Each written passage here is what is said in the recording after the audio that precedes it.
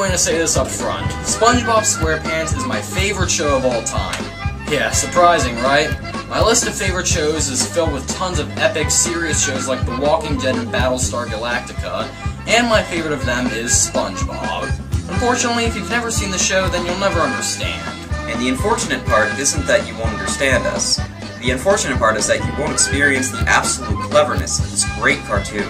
It was filled with timeless gags, it had unforgettable characters, sported great animation, inspired hundreds of memes, and boasted charming plots. The show truly rocked our childhoods, and it still gives us great laughs as teens nearing adulthood. You talk about it like it's over. Well, it is over. I think it just got renewed for a 9th season. It ended after season 4! It truly was a shame that the series took an awful turn after the 4th season. I don't even think of it as SpongeBob anymore. I prefer to call it the Cubic Creeper and Friends. But we're not here to dwell on that. We're here to discuss the great episodes that we were given. Though our great love for the show drove us to do this, we were also inspired heavily by Mo Bros, who was going to do a countdown similar to this, except it was a top 10, but cancelled it due to lack of interest. So we're here to carry the torch for him, and give everyone what they want. Now will you please stop giving him shit about it? It was going to be a top 10 like he originally planned, but we made it a top 20 for 2 reasons. One, since Mo Bros' list of worst episodes was a top 20, we want to show that the ratio of good episodes to bad episodes isn't that different. And to show that the good episodes more than make up for the plethora of awful ones that were made. 2, there were so many good episodes in the show that we felt it would have been unfair to leave some of them out. Starting with the worst of the best, we're going to go over each episode's plot, charm, climax, and what makes it great. Similar to Watcher of the 2000's Ed, Ed, and Eddie countdown, we're also going to list the highlight of each episode at the end. So, in the words of my childhood icon, time to bring it around town. Hey, settle down. Take it easy. What the scallop? I'm a goofy goober! You're a goofy goober! We're all goofy goobers! Goofy, goofy, goober, goober! In our opinion, one of the last episodes that held up to the original series standards was the first episode of the new seasons, Fear of a Krabby Patty. The episode starts off with Mr. Krabs telling his employees that he's putting longer business hours into effect. Squidward and SpongeBob react accordingly. What? That is totally unfair! Squidward's right. That's totally unfair. Couldn't we get to work earlier than 6 a.m.? Like 5:30 a.m.? Or 5 a.m.? Or 4 a.m.? Zip it. I'd like to bring up something here that many of the newer seasons lack, despite no one ever bringing it up. Unlike here, many of the newer episodes don't have the cartoony physics that the original episodes have. Recently, they have tried putting them back in the show, but not as much. Anyway, Mr. Krabs looks across the street and sees that Plankton has made an even bigger business movement. The chum bucket opened 23 hours! Mr. Krabs falls for this obvious trap and puts the Krusty Krab in 24-hour service. Plankton then orders a lifetime supply of Krabby Patties, which at first seems like a heavenly dream to SpongeBob, until the constant working takes its toll on him.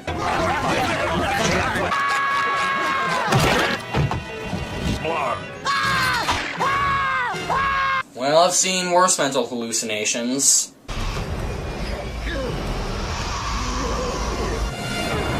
SpongeBob apparently worked for so long, he now thinks that everyone is a Krabby Patty trying to kill him. Mr. Krabs thus sends him into a fear therapist to get help. Unknown to him, though, is that the therapist is actually Plankton in disguise, and is trying to get him to reveal the Krabby Patty formula. After a few failed attempts, Plankton uses hypnosis to try to get SpongeBob to talk, which instead puts him into a nightmare.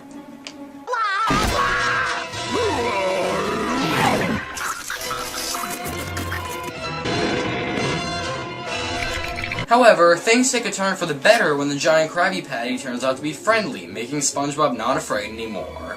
Remember, SpongeBob, I'll always be with you. Right here. In my heart? Actually, in your arteries. No longer fearful, SpongeBob happily goes back to work. As we said, this is one of the few post-movie episodes that felt like one of the old episodes, having the same charm with that the old ones had. The jokes were spot on, whether it be slapstick or dialogue-driven. The moral, though subtle, is actually pretty good. It's trying to say that too much of a good thing is not really that good, and you can't overdo it. That, paired with the cleverness of this episode, made it one of the few new ones worth watching. The highlight of this episode was Plankton's initial attempts at getting SpongeBob to talk. And what are they made of? Hatred! No, I mean ingredients. What are the stinking ingredients? They're coming for me. No! No! No! Stay back! Wait, where'd you get that piano? Goofy, goofy, goofy, goofy! A running theme in the show is SpongeBob's knowledge in karate. Probably the episode where this is portrayed the most creatively is Karate Choppers. The first few minutes are some rather entertaining clips of SpongeBob and Sandy trying to outdo each other while sparring. Eventually, SpongeBob's constant awareness for Sandy causes trouble at the Krusty Krab, ranging from him just confusing Squidward's gender Yes, ma'am. I mean, sir. I mean, boss. I mean, poobah. to beating up a customer. Thought you could sneak up on me at work, did ya? Well, you can't. 'Cause I'm fast, I'm mean, and I can do this. It eventually gets to the point where Mr. Krabs threatens to fire SpongeBob if he does any more karate. After a brief misunderstanding with Sandy and Mr. Krabs almost firing him, the two decide to go to the park to take their minds off karate. No matter what they do, though, they can't seem to take their minds off it. What do you want on your sandwich? Karate. What did you say? Mustard? Mustard. I want mustard on my sandwich. After a really fun scene that involves some hardcore sandwich making, they give in to their instincts and continue to spar. Until Mr. Krabs shows up, that is. Oh, all right, Mr. Krabs, you caught me. But you know what? I just can't help myself. You're just gonna have to fire me. Now, I personally really like this scene because it goes to show just how mature SpongeBob really is. I mean, sure, before when he got fired, he threw a tantrum, but that was because he didn't even know what was going on and didn't deserve it. Here, he knows that he screwed up and is ready to own up to it. Unlike nowadays, when he would just cry literally all day and night. I thought we weren't bringing that up. Sorry. Anyway, Mr. Krabs decides to forgive them after he sees how efficiently they made their sandwiches. The episode ends with SpongeBob and Sandy making tons of Krabby Patties. As we said, most of the enjoyment of this episode comes from how creative it is. The karate sequences are a joy to watch, and the jokes are pretty funny too. It takes a bit for the story to get going, and it doesn't really have a message to it, but it's easily overlooked because of how much darn fun you have watching it. The highlight of this episode is the epilogue. I love karate. I love karate. I love money. I hate all of you. Goofy, goofy, goofy, goofy! As we said, there are a few episodes in Season 4 that people credit as being the last good ones. Probably the one that's gotten the most praise is Krusty Towers, apparently inspired by the television show Fawlty Towers. After staying at a hotel with very high prices for everything, Mr. Krabs realizes that the big money is in hotel business. Thus, he turns the Krusty Krab into a hotel and has SpongeBob and Squidward as the bellhops. Patrick suddenly decides to stay at the hotel because Sometimes I just need to get away from it all. Squidward is then subjected to all of Patrick's ridiculous demands, simply because Mr. Krabs ripped off the oath of the hotel he stayed at. We shall never deny a guest, even the most ridiculous request. Patrick's demands, though demanding and unreasonable, never feel too cruel, and it's very fun to see Squidward react to each one he has to do. A bubble bath? Why would I give you a bubble bath? Well, because Mr. Krabs said you would. Okay, maybe even that would be too cruel. Fed up, Squidward decides to quit and gives the greedy crustacean a taste of his own medicine. His demands are even more ridiculous than Patrick's, but they're even more fun to watch here, because Mr. Krabs really deserves it. Too bad we couldn't take the elevator, but it is for guests only, and you are an employee. He even goes so far as to have his room redesigned several times and have a pool installed inside his room. That, unfortunately, is what causes the hotel to get destroyed. They all end up in the hospital, where Mr. Krabs gets an even more devious idea. Forget hotels! This hospital racket is where the money is! This is a hospital? Pack your bags, boys! You're going to medical school! Hooray! Oh boy. This really is one of the last episodes that felt like the show we know and love. Mixing character relations with slapstick, the humor always felt spot on, and really was a joy to watch. The highlight of this episode is when Squidward orders a Krabby Patty with certain ingredients on it. I'd like a Krabby Patty with cheese, toenail clippings, and nose hairs. Oh, you've got to be kidding me! And I want it here in 5 seconds. Yes, sir! Here you are, sir. Well, Well, you got your stinky sandwich. Now eat it. Oh, I'm not gonna eat this. You are. What? You're out of your mind if you think I'm gonna eat that. That's not really a Krabby Patty with cheese, toenails, and nose hair. Oh, now I get you, boy. All right, Squidward.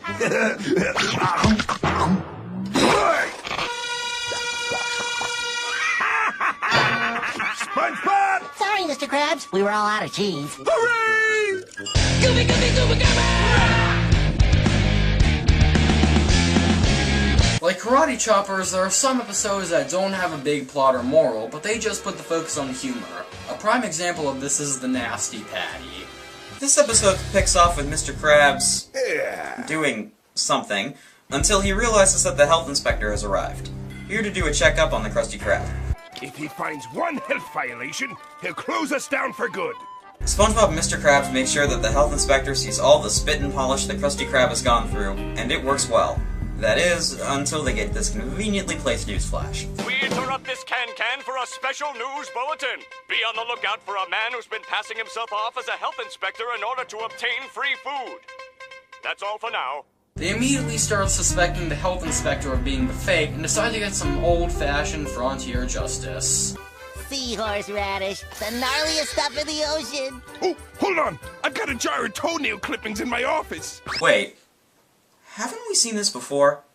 I'd like a Krabby Patty with cheese, toenail clippings, and nose hairs. Oops, I dropped it in the toilet. Well, fish it out, and I'll dry it with me gym socks.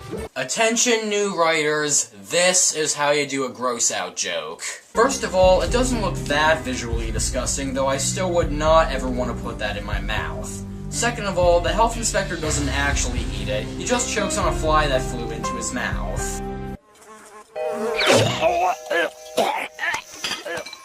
Listen, he ate it. Oh, look at him choke.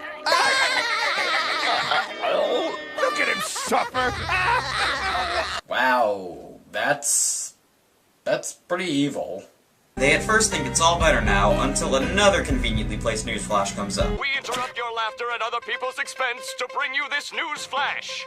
The fake inspector has been captured. Here is his picture. If a health inspector comes to your restaurant and he's not this guy, he's real. However, there's a problem. Mr. Krabs and SpongeBob actually think that they've killed the health inspector. Worried for their lives, they decide to bury the body before anyone can find out, which makes them all the more nervous when they encounter the police. Stop right where you are. I'm afraid we're gonna have to arrest the two of you. Mr. Krabs, I'm too young to go to jail.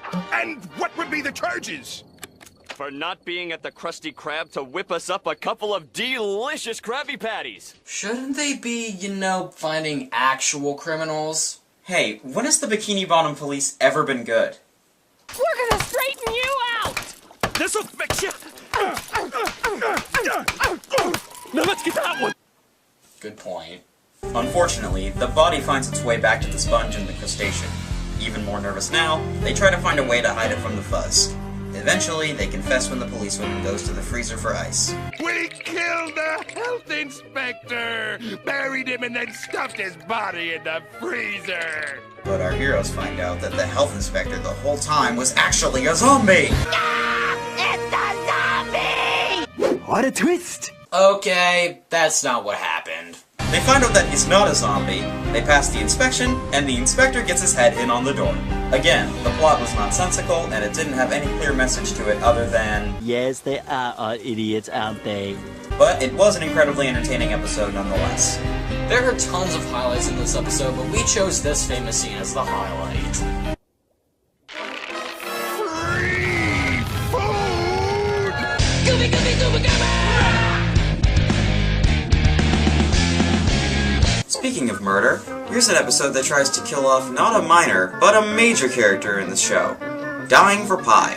Squidward, one day at work, gets nagged by Mr. Krabs to do something nice for SpongeBob for Employee Brotherhood Day. Out of ideas, and not really caring, he gets him a pie from a group of pirates. And this happens.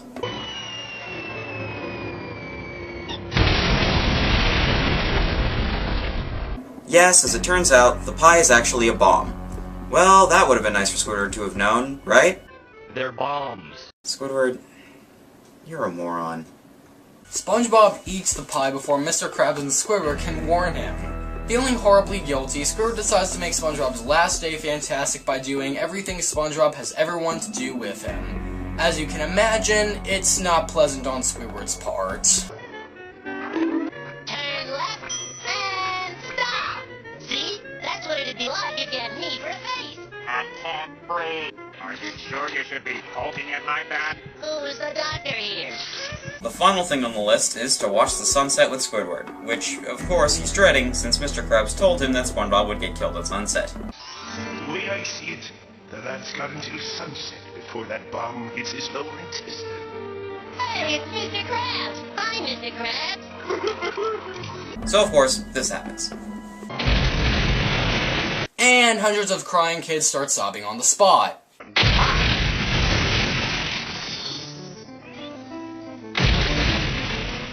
Oh wait, guess not. As it turns out, SpongeBob never even ate the pie. I was saving it in my pocket for us to share. Let's eat. This episode, while rather dark at some points, maintains the fun and humorous charm and wit to it throughout. It's also one of the few times Squidward is shown as a sympathetic character and actually does something for someone. The highlight is when Squidward realizes that SpongeBob didn't actually blow up. Squidward, we already played Babble like an idiot. Why are you still here? Well, since we finished everything on the list, I thought I'd make up a new one. I already filled up this book with ideas. We should be able to finish by January. Fuck yes, the fuck! Scooby, Scooby, Scooby, Scooby! A great thing about the show is that many of the episodes have a conflict that kids can really identify with.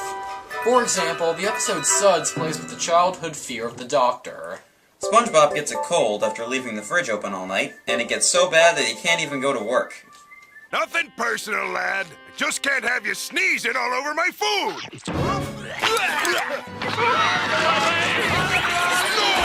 Wait! Sandy decides to take SpongeBob to the doctor after he tells her about his illness, but Patrick comes along and tells him about the true horrors of the doctor. Well, first, they make you sit in the waiting room. Is that the horrible part, Patrick? No, it gets worse. They make you read old magazines.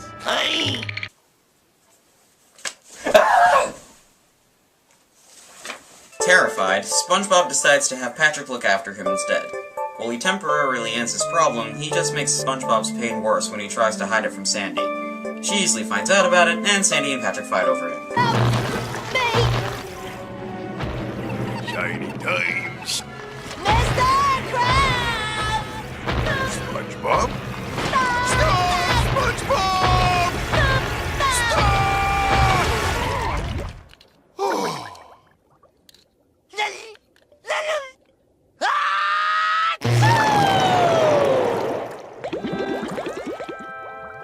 I just realized something. Despite having great food, eating there comes with a price. Either there will be troubles with the employment, or the establishment will be destroyed. Either way, it's risky. SpongeBob does eventually get taken to the doctor, but finds out that it's not unpleasant at all. In fact, he comes out feeling better than expected. I feel as good as new. I love the doctor. This episode toys with the old childhood fear of the doctor's office, but also shows that it's not that bad. It's difficult to do both at the same time, but they somehow manage to do it very well. The highlight of this episode is when Patrick gets his comeuppance. Hey, Doc! I got the suds, too! Oh, yes, Dr. Patrick. We have a special treatment for you. Hey! Wait! Ouch! That hurts! Wait! This doesn't seem right! Scooby, Scooby, Scooby, Scooby! No Weenies Allowed is an episode famous for many reasons, but the reason why no one ever brings up the rather important moral is because it's rather subtle. I'll get to it after the episode analysis. After some beginning filler of SpongeBob sparring with Sandy and failing, they end up learning about a tough club known as the Salty Spittoon. Only the baddest of the bad can get in. You need to have muscles. You need to have muscles on your muscles. Wouldn't those just be more muscles? SpongeBob tries to get in, but can't because of his poor strength, so he's instead sent to Weenie Hut Jr.'s. Weenie. What? But I'm not a weenie. I'm sorry, sir, but my sensors indicate that you are indeed a weenie. He tries repeatedly to get in through various attempts, such as buying a wig, getting in a fight, and pretending to be a tattoo. Eventually, he gets the help of Patrick so he can fake a fight, which causes this famous scene. You're going down, Tubby. Tubby? Nobody calls me Tubby! And a meme was born. SpongeBob is finally able to get into the club because he apparently beat up Patrick without even hitting him. As soon as he goes in, he gets beat up. Sandy? Oh, what happened? You ran inside and slipped out an ice cube. Though subtle, I think this presents a very good moral. The overall message, in my opinion, is that you can't rush in for something you're not ready for. Life will constantly give you hints that you can't just yet, but if you challenge it, you will pay the consequences. Even if you ignore the moral, this episode was pretty good. The humor, whether it be visual or character-driven, was very entertaining and well done. The highlight was undoubtedly the third time SpongeBob ends up in Weenie Hut Jr.'s. Weenie. I am not a weenie. Relax. You're among friends. My friends don't hang out at Weenie Hut Jr.'s. You tell him, SpongeBob. Patrick, what are you doing here? I'm always here on Double Weenie Wednesday. Actually, they moved Double Weenie Wednesday to Friday. And besides, today's Monday. Oh, so it's Mega Weenie Monday? That's now on Sunday. Barnacles. Super Weenie Hut Jr. has a Mega Weenie Monday. No, you're thinking of Monster Weenie Monday? I don't have time for this. Goofy, goofy, super Krabby! Some episodes in this show are actually much funnier to us now that we're older. A prime example of this is Squid on Strike. In this episode, Mr. Krabs gets cheaper than ever, and actually starts charging his workers for goofing off. You're making me pay you to stand at the cash register? There's gonna be a few changes around here. Every time I catch you two goofing off, I'm gonna charge you for it. Fed up, Squidward convinces SpongeBob to go on strike with him, despite SpongeBob not knowing what a strike is. They proceed to take part in various striking jobs, such as making signs, desecrating their uniforms, and getting the support of the public. However, none of it works. SpongeBob, it's unfair, not fun fair. A fun fair? Where? Oh, I could go for some fun. At the Krusty Krab. Hey, everybody. Let's go to the fun fair. Look, I threw my head on the ground. Aha! A confession! Next time, think before you litter. Wow! All this supporting is making me hungry! Hey, everybody. Let's go get a Krabby Patty. Despite their attempts actually helping Mr. Krabs, SpongeBob and Squidward remain vigilant. That is, until Squidward hears this. And me and Squidward are gonna stay on strike until we get what we deserve, even if it takes forever! Forever! Forever! Forever! Forever! Having second thoughts, Squidward decides to beg for his old job back. But he doesn't get the chance, since Mr. Krabs is desperate for them to come back. As smug Squidward negotiates, SpongeBob takes Squidward's protesting metaphors way too literally. I will dismantle this oppressive establishment board by board. I will saw the tables of tyranny in half. Gnaw at the ankles of big business. Wow, this is one anti-capitalist episode. Commies. The next morning, Squidward and Mr. Krabs return to find what's left of the Krusty Krab, which gets Mr. Krabs furious. In order to pay off these damages, you two are gonna work for me forever! Since we first saw this episode when we were just kids, we just acknowledged it as being a kind of funny episode. Nowadays, since we're older and know what a strike is, we find it hilarious. This episode takes a rather common issue of our country and lampoons it until the cows come home. SpongeBob is the kind of show that, while being family-friendly, isn't afraid to throw adult humor at us as well, and this episode is a great example of that. The highlight of this episode is the scene where Mr. Krabs presents his case to Squidward. The teenagers I hired is ruining the place, and the worst part is, they won't leave me alone! All right, Mr. Krabs! Goofy, goofy, super Krabby! While many moments in the show have made allusions to timeless media and pop culture, only one episode was based entirely around that. That episode was Clams, a clever parody of the Spielberg drama Jaws.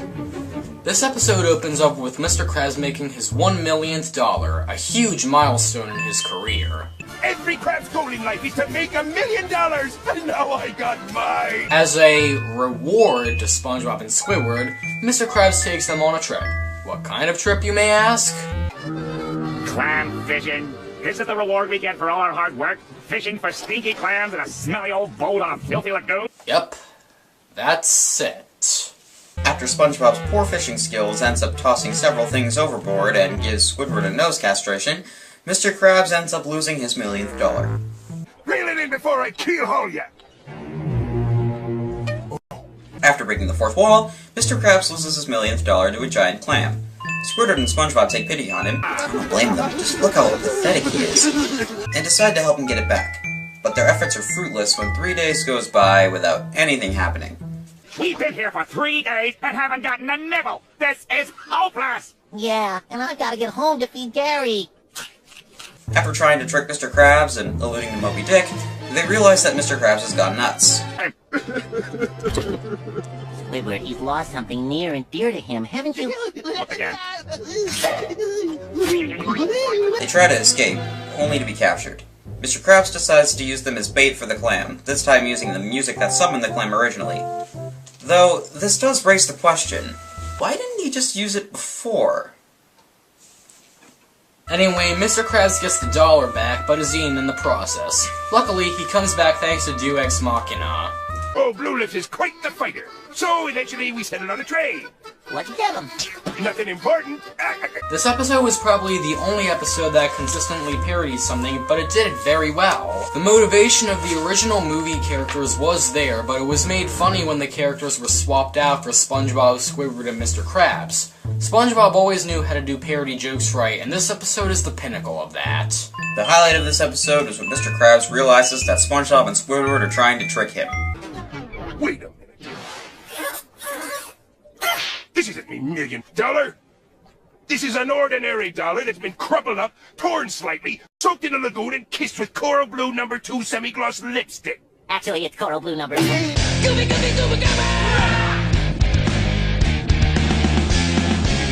And now, what I like to call the spiritual prequel to Battle for Bikini Bottom, Crab War. The episode opens with SpongeBob watching a scary movie about robots, and subsequently gets nightmares about it. The next day, as he works, he gets increasingly paranoid about robots taking over the world. Robot, oh my gosh! There you go! Enjoy your... So you're not a robot, are you? I surrender! Oh. While that goes on, Mr. Krabs gets addicted to a techno song he hears on the radio. As SpongeBob hears him talk about it, he starts to suspect Mr. Krabs of being... a robot. Come on, little buddy, play it again. Please! Beep boop boop bop. Boop boop beep bop. SpongeBob tries to warn Squidward, but he, of course, is skeptical.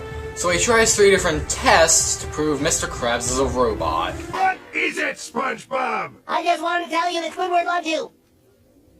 And Krabs-Squidward shipping was born. Squidward finally believes SpongeBob after Mr. Krabs has an accident.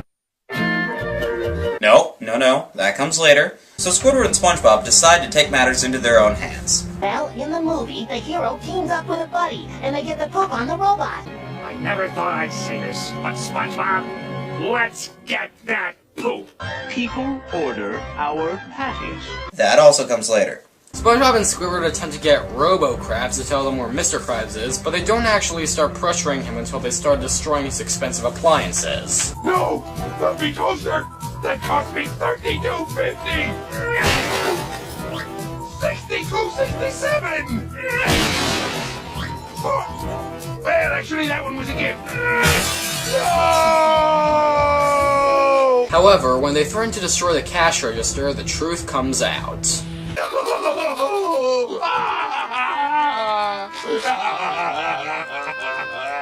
I thought you said robots can't cry.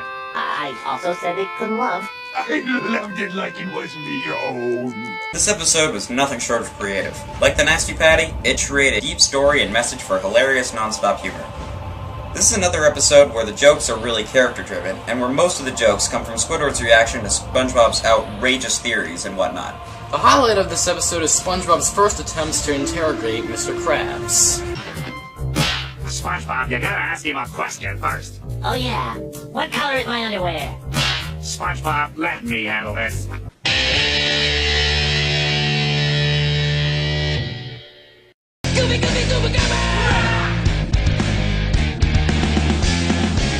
Another good example of episodes that are funnier when you're older is Midlife Crustacean.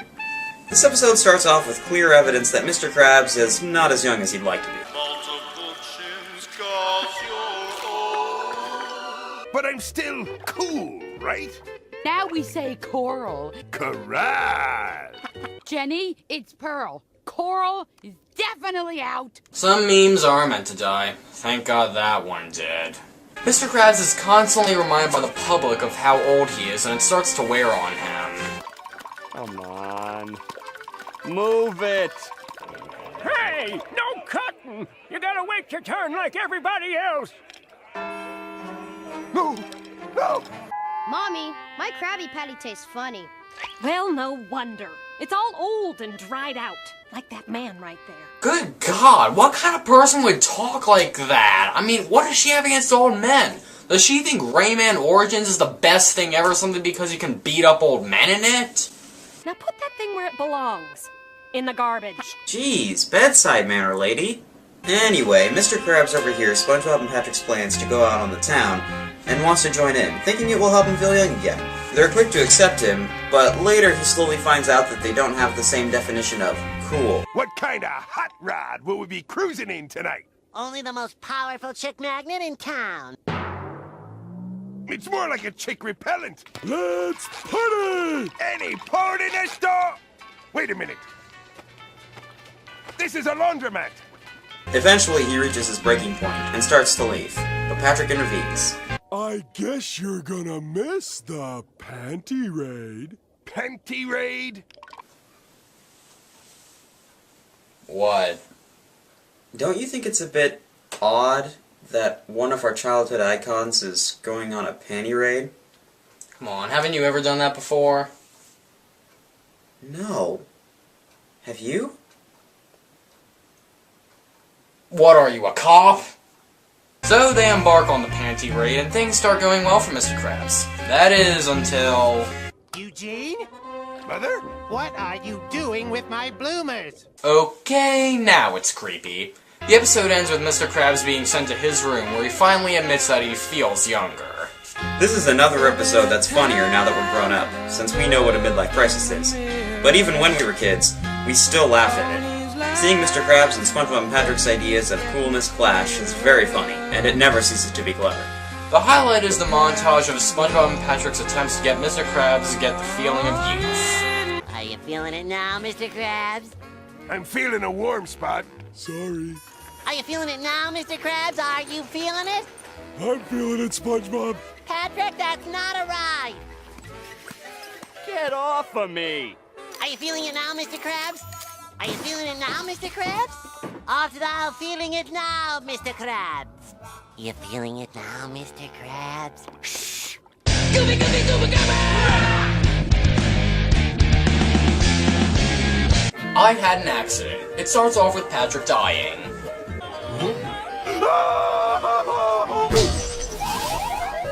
Oh, I got dead again. This game stinks. Wait, not really. Well, good thing he's gonna be okay. Guess not. Anyway, this episode has SpongeBob getting into a bad accident when shellboarding with Sandy and Patrick. His doctor tells him that if he gets another injury, he could end up crippled for life. One more injury like that, and you could wind up like that poor creature there, in the iron butt. SpongeBob, now overly paranoid, is scared to death that he's going to be disabled if he goes outside. So, he becomes a hermit to avoid outdoor contact, much to the disappointment of his friends. We'll get SpongeBob to come outside, and then he'll see there's nothing to be afraid of. And that's when I punch him, right? I think that would have the opposite effect. Anyway, they try multiple ways of convincing that the outdoor world is worth risking your safety, including ice cream, games, and, washing an old person! Anyway, none of it works, so they try to convince SpongeBob that they need his help when a gorilla attacks. SpongeBob knows that they're faking it at first, but then a real gorilla attacks.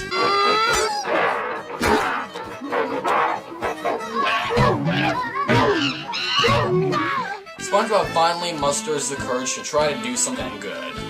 Well, good for him, but it fails. Well, I guess one could argue that he did save his friends, as he causes this to happen. What's a gorilla doing underwater in the first place? Well, it's funny you should... I mean, I think a better question is how do they know what a gorilla looks like? Weird ending aside, this episode was very funny. It was quite enjoyable to see SpongeBob's antisocial habit get put to the fullest, and see Sandy and Patrick react according to their characters. Squidward's cameo appearances were well-timed and funny too. The highlight of this episode is the 7-mile spanking machine. Hey, SpongeBob! You gotta try this, dude! We finally got enough people for a 7-mile spanking machine! Ouch! Ouch! Ouch! Ouch! Next! Is this where the line starts? Goofy, goofy, gooba, gooba! Another good example of this show satirizing something in the real world is the episode The Fry Cook Games, a parody of the Olympics. This episode starts up, and it doesn't mess around. It shows how huge this event is. Fry cooks from all over the sea, participating in the biggest event of the year, to decide once and for all who's the best, and who will end up at the bottom. It's a major event of epicness, and only the best will make it to the top! Easy, man. It's just about fast food. Epic fast food! Anyway, SpongeBob has been chosen this year to represent the Krusty Krab in the Fry Cook Games, but Patrick wants to join in on the fun. Sorry, Patrick. You have to be a fry cook.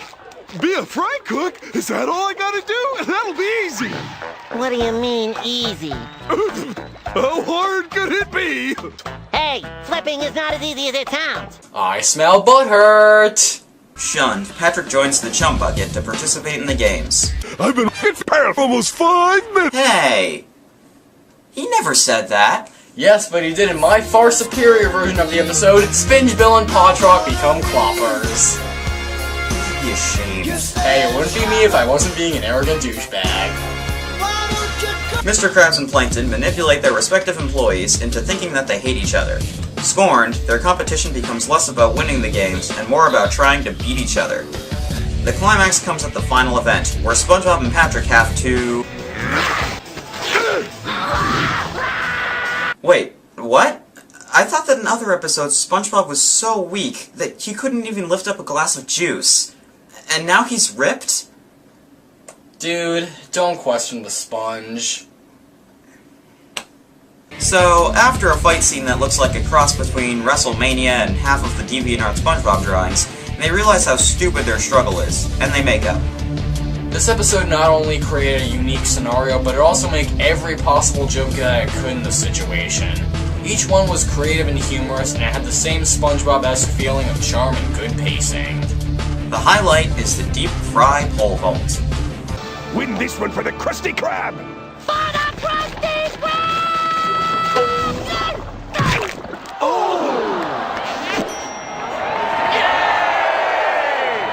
Win this one because I told you to.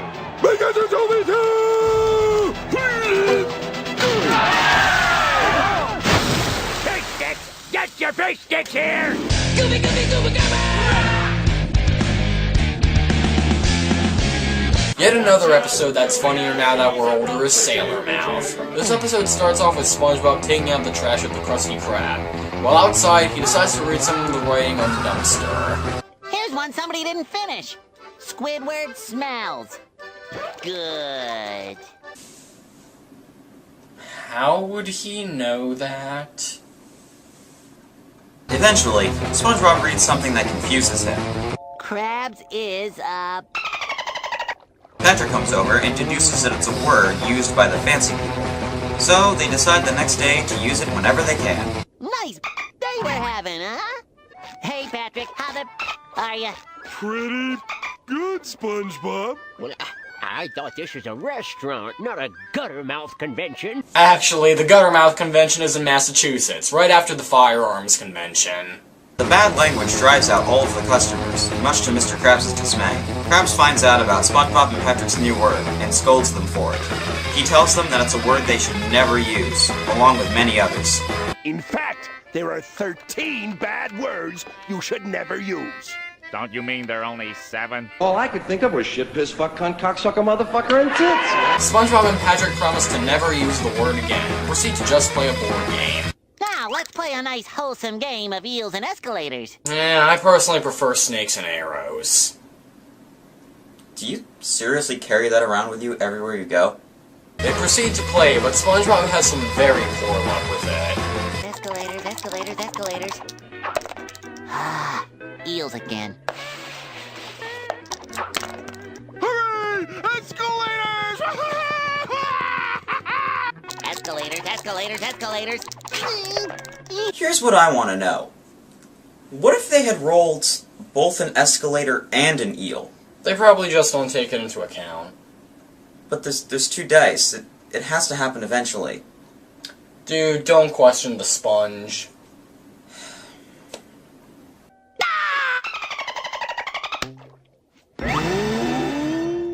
You said number 11. Hey, at least you didn't say number 2!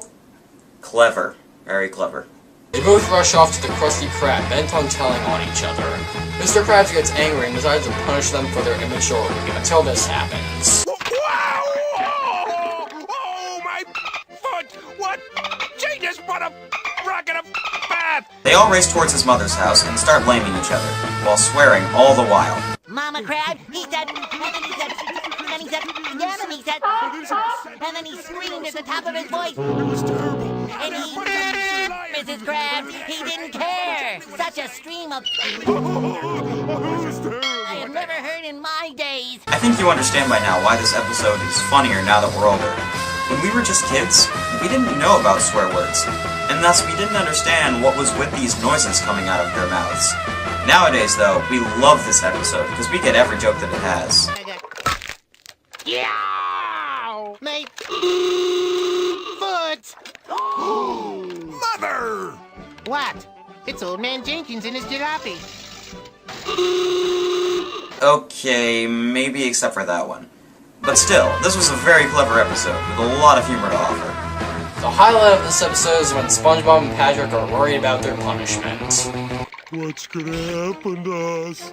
We'll probably get 40 lashes. Oh no! Goofy, goofy, goofy, goofy! Remember when you were a kid, and your parents bought something that came in a really big box, but all you cared about was playing in that box? Well, SpongeBob and Patrick do too, which is where the idiot box comes in. This episode opens up with SpongeBob and Patrick receiving a huge TV.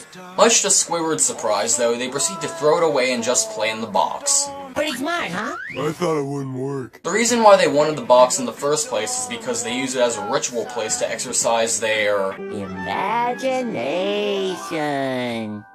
Squidward at first doesn't believe it, but his curiosity is piqued when he starts to hear noises come from the box. Will you two shut up?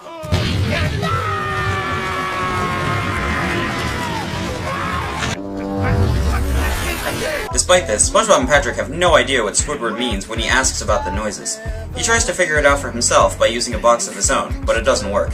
Fed up, he joins SpongeBob and Patrick in hopes of finding out what it all means. Waiting and watching?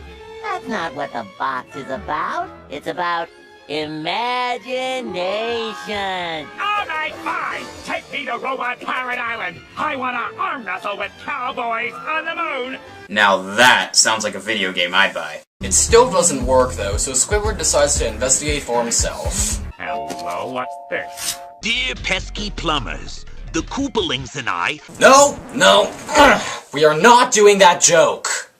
Squidward searches the box for answers, but still gets nothing. That is, until... I mean, do I really believe that if I sit here and pretend to drive a race car, that I'm suddenly gonna start hearing noises? What the... It actually works? So Squidward learns the magic of imagination, unaware that he's being taken to the dump. But hey, you learn the value of imagination, and then the episode ends in a really bad pun. I hope he's not too down in the dumps today. Why? Why? This episode was highly creative, filled with the imagination noises, but one of the real highlights comes from Squidward and his reactions to SpongeBob and Patrick's imaginations. Seeing him absolutely perplexed by it makes for some pretty funny scenes. But I'm confused. How could he hear SpongeBob and Patrick's imaginations? It was so strong that nothing could stop them from entering the world outside of the imaginary plane. What does that mean? It means, dude, don't question the sponge. This episode had a huge impact on me, as it inspired me greatly to exercise my imagination in big ways, and I probably wouldn't be as interested about being creative as I am today without it. This episode was always destined to go down as a classic. The highlight of the episode is the police chase fantasy. Look, officers, everything's okay. I won't do it again. You'll never take me alive, coppers! No, Johnny, don't do it.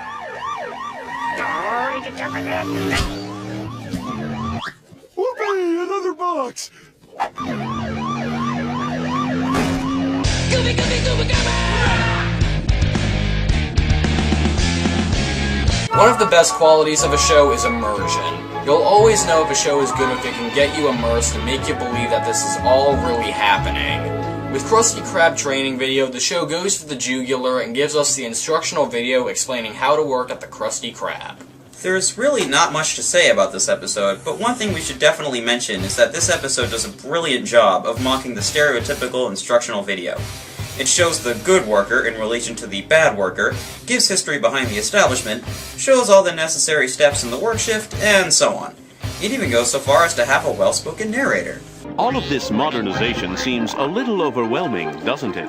Well, luckily for you, Mr. Krab's fear of robot overlords keeps the balance of technology in check. As stated with Clams, when the series wanted to satirize something, it did so very well. It did a good job at being both a parody and a fan service episode. We as kids believed even more that these characters and environments were real, immersing us even further in the magic of the show. And even though we're older, thinking that way while watching this episode still makes it all the more fun, and captures that warm feeling we felt in us when we were young. Wow, that was beautiful. The highlight of this episode has to be when Patrick comes in and makes Squidward's job a bit harder. Squidward, your ceiling is talking to me! Are you gonna order something or just make friends with the paneling? I'll have an,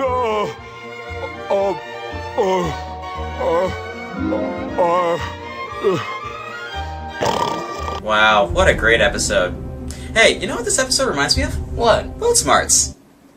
What? You know, that 5th season short that took place at boating school and completely ripped off this episode, except, you know, instead of focusing on being funny, it just turned it into a Squidward torture porn? Wheelie, transition to the next number. Okay. You son of a bitch, I'll kill you! I'll kill Gooby, gooby, gooby, gooby! Every show needs a Christmas special, and the SpongeBob Christmas special really delivered. Christmas Who opens up with Patchy, the president of the SpongeBob fan club, reading a fan letter. He dodges the question and instead decides to tell the story of when Bikini Bottom first learned about Christmas. It shows SpongeBob about to surprise attack Sandy, but he then tries to save her when he thinks her tree is on fire. Stand back, Sandy! Fire! Don't they have lights in Bikini Bottom? He should know what those look like. Ain't you never seen a Christmas tree before? Christmas who? He said it! He said it! Sandy tells SpongeBob all about Christmas. and he subsequently tells his friends about it, too. You can write a letter to this guy, Santa Claus, and tell him what you want, and when he comes, he brings it to you. Just like a genie! And an internet meme was born. SpongeBob instructs everyone to write a letter to Santa, but Squidward remains skeptical of SpongeBob's claims. But he still tries to convince Squidward to go with it. This all continues in probably one of the best musical numbers in a cartoon ever. But we'll get to that later. Squidward still refuses to conform as Christmas Day comes. Come on, everybody! Let's sing till Santa gets here! Oh, this is not going to end well. Sure enough, Santa never comes, killing the mood and making SpongeBob really depressed. At first, Squidward relishes in his misery. Aww. our first Christmas. Jeez, how vindictive can you get? Squidward realizes the error of his ways when he sees that SpongeBob made him a gift so he wouldn't feel bad when everyone else got one. Racked with guilt, he decides to pretend to be Santa so SpongeBob will feel better, resulting in this heartwarming scene. Thank you for bringing Christmas to Bikini Bottom. I didn't bring Christmas to Bikini Bottom, SpongeBob. You did. It works great, but it starts to backfire for Squidward when everyone thinks that he's the real Santa and starts asking for gifts. Squidward obliges and ends up with nothing else. Except for one thing. Huh? What's this? Dear Squidward, thanks for all your help. You've been a real good boy this year. Warm regards, Santa Claus. What we like so much about this episode is not just that it's funny, but also that it shows the true spirit of Christmas. As in, gimme shit! No, not that. Christmas isn't about shopping, decorating, or even... No, we're getting there. It's about being with others and making them feel happy. That message here is portrayed very well in this episode, and it can be learned and enjoyed very good by adults and kids alike. It goes to show how truly powerful this episode really is when it can do something like that for two different audiences. And since you've stuck with us this whole way, we might as well give you the highlight, which is the song. It's shaping up to be a wonderful holiday, not your normal average everyday. Sounds like someone felled my old coral tree. SpongeBob, Patrick, why'd you do this to me? The world feels like it's in loverly. Go away before I harm you bodily. This Christmas feels like the very first Christmas to me. There'll be shopping, decorating, and plenty of snow near the mistletoe. Isn't that a... What? Who, me? Would you look at the time I should go? People seem a little more brotherly. Here's a special something to you from me.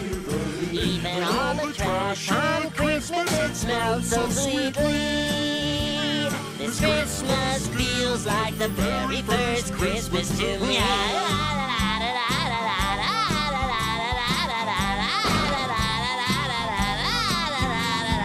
What do you want? Can't you see that I'm busy? Step outside, we've got something for you to see. SpongeBob, take this stuff down immediately. Chestnuts roasting and burns in the 3rd degree. Tonight things are as good as they seem to be. A star on top will complete all the scenery. This Christmas feels like the very first Christmas to me. This Christmas feels like the very first Christmas to me. Gooby, gooby, gooby, gooby! In the show, there were a few episodes that revolved around SpongeBob and Patrick's interactions with their favorite retired superheroes, Mermaid Man and Barnacle Boy.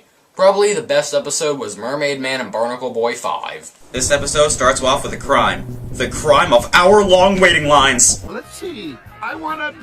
No... I wanna... Oh, to be stuck behind someone who had tons of time to make their mind, but can't decide now that they're at the front. I've made my decision. One Krabby Patty for me, and the Pipsqueak Patty for the boy. Now wait just a darn minute. As it turns out, Barnacle Boy is fed up with being treated like a child, and when the others proceed to just make fun of him, he decides to join the dark side. Literally. Why should I waste money lighting the whole store? Soon enough, Barnacle Man is committing crimes with two of Bikini Bottom's biggest criminals, Man Ray and the Dirty Bubble. Their crimes range from things such as robbing banks to, brace yourselves everybody, ding-dong ditching!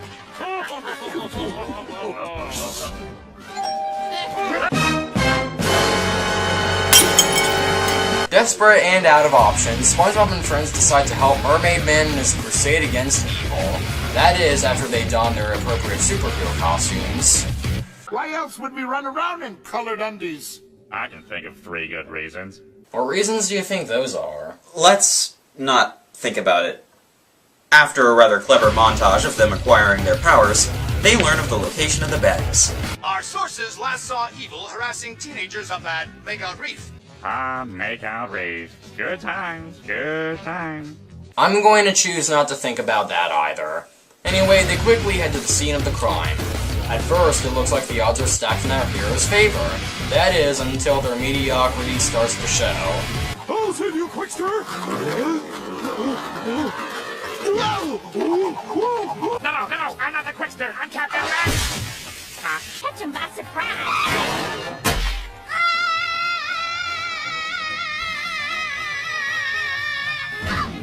The villains declare victory, and Barnacle Man gives his final demands. Number 1, I want to be treated like a superhero, not a sidekick.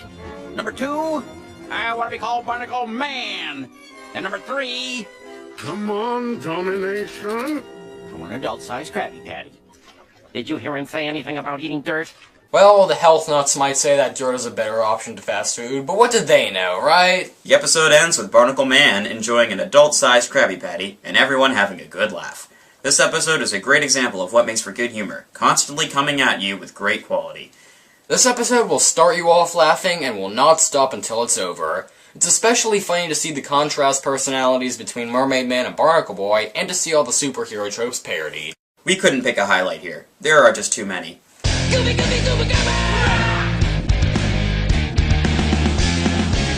Okay, you all knew that this was coming. Chocolate? Chocolate! Chocolate! That's right, it's chocolate with nuts. Honestly, how couldn't we have put this episode so high up? This is one of the most revered episodes in the series, with its memorable moments and great scenarios. This episode starts off with SpongeBob and Patrick reading a magazine for the rich that happened to show up in SpongeBob's mail. That's funny. I don't remember subscribing to Fancy Living Digest. Oh, I'm sorry, you must have gotten Viacom's mail by accident. Inspired by the rich folk they saw, they decided to become salesmen in hopes of getting a high net worth. A chocolate bar? That's a great idea, Pat. We'll be traveling chocolate bar salesmen. Back a while ago when I was in Boy Scouts, I sold popcorn each year to people, and I don't remember becoming a millionaire. Hey, well, maybe the people of Bikini Bottom just really like chocolate. Well, at least this guy does. Anyway, they try selling their inventory to a purple fish, but he just ends up selling them chocolate bar bags that they think they need. And later, chocolate bar bag carrying bags. Later, that just proves to hinder their progress.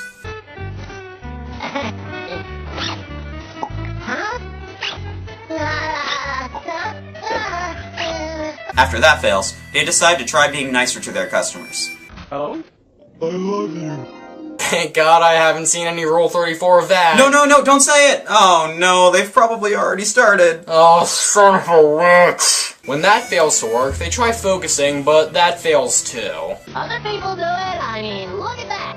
Eat barnacle chips. They're delicious. They are most certainly not delicious. Well, maybe if they didn't stretch the truth, they wouldn't sell as many. That's it, Patrick. To sell their chocolate bars, they make up blatant lies about how wonderful it is. You rub it on your skin, and it makes you live forever. It'll make your hair grow. You'll walk through walls. Wow, and I thought Sham Wow was a big fat lie. Things go well for them at first, until the con man from earlier tricks them out of more of their money. How do they get it back? Well, we would tell you, but the ending is funnier if you see it for yourself. And don't tell us, well, it's more convenient if you just tell me, because even if we did tell you the ending, this is an episode everyone should see. Not only did it have some great jokes of all kinds, visual, character-driven, running, and callback, but they all worked perfectly in the story. Because of how many opportunities for jokes the story had, it pulled no punches and used every possible joke it could. This is one episode that will forever stay in your mind.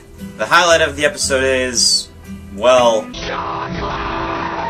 Chocolate! Chocolate! Yeah, that.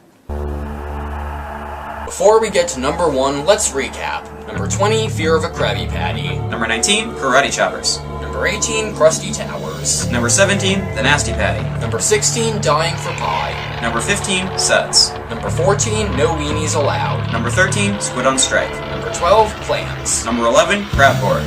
Number 10, Midlife Crustacean. Number 9, I Had an Accident. Number 8, The Fry Cook Games. Number 7, Sailor Mouth. Number 6, The Idiot Box. Number 5, The Krusty Krab training video. Number 4, Christmas Who. Number 3, Mermaid Man Barnacle Boy 5. And number 2, Chocolate with Nuts. Chocolate with Nuts had incredibly memorable moments. Mermaid Man and Barnacle Boy 5 had non-stop humor. Christmas Who had an unforgettable song number. For an episode to be number 1, it would have to combine all of these traits. With that in mind, the number 1 best episode of SpongeBob SquarePants ever is... like I even have to say its name. Band Geeks. You all knew this was going to be on here, and we did too. This episode is utterly classic, for so many reasons. Where do we even begin? How about at the start, like usual? Hey, good idea! This episode starts off with Squidward playing his clarinet and getting ridiculed for it. Yeah, we're with the pet hospital down the street, and I understand you have a dying animal on the premises. I wasn't aware that the pet hospital made house calls. Squidward then gets a phone call from his high school rival, Squilliam Fancyson, bragging about how he's the leader of a prestigious band. And we're supposed to play the Bubble Bowl next week. The problem is, I'm busy next week and can't make it, so I was hoping you and your band could cover for us. Desperate to prove himself, Squidward decides to quickly form a marching band, drawing in the attention of every citizen in Bikini Bottom. Part of what makes this episode so great is how ripe with humor it is. The scenario of all the characters in a marching band is one where the jokes just write themselves, and there were a lot of great jokes to go around. For example, Brass section, go! Now the wind! And the drums! Too bad that didn't kill me. And that's just one of the many that comes around, folks. It just constantly throws joke after joke at you, whether it be physical, character-driven, visual, or otherwise. Anyway, Squidward tries to train his band over the time of 4 days, but they never improve. Scratch that, they get worse. Out of time, but full of pressure, the band members turn on one another in a fight to the death. Or at least until class ends. Hey, class is over. Okay, see you tomorrow. Good. Well, you did it. You took my one chance at happiness and crushed it. Crushed it into little tiny bite-sized pieces. Feeling horribly guilty, SpongeBob convinces them all to try to perfect their skills overnight. Evelyn, when your little Jimmy was trapped in a fire, who rescued him? A fireman? And Larry, when your heart gave out from all those tanning pills, who revived you? Some guy in an ambulance. Right! So if we all could just pretend that Squidward was a fireman or some guy in an ambulance, then I'm sure we could all pull together and discover what it truly means. They all show up the next day after practicing all night. At first, Squidward is horrified when he thinks he'll be embarrassed in front of everyone, especially Squilliam. But that all changes when he sees one of the most iconic moments of the show ever.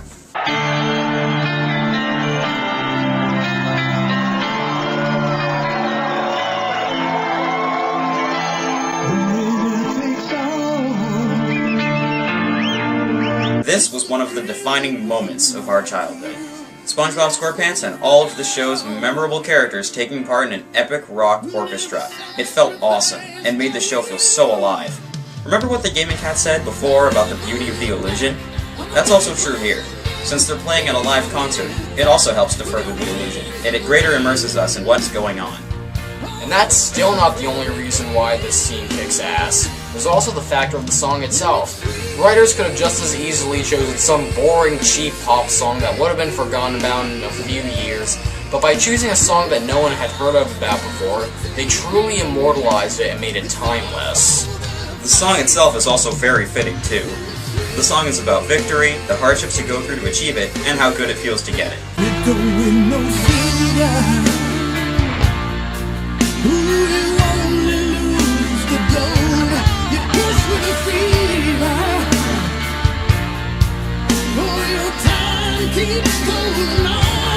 Since Squidward went through all that hardship to try and get the band to pull something off, and convince them of how it would mean something to him, he truly deserved the victory. This episode showcased everything that a SpongeBob episode should be. It was hilarious, it was memorable, it was well-paced, it had an awesome set piece, and it is our favorite episode of my favorite show. I'm the Gaming Cat. And I'm the Rockin' Lobster, and... Hey, I just thought of something. What? How did SpongeBob get his voice to sound like David Glenn? Well, he had all that time to practice, so there's your explanation right there. But his high-pitched voice could never go that deep. It just makes no sense. Dude, don't question the sponge. I know.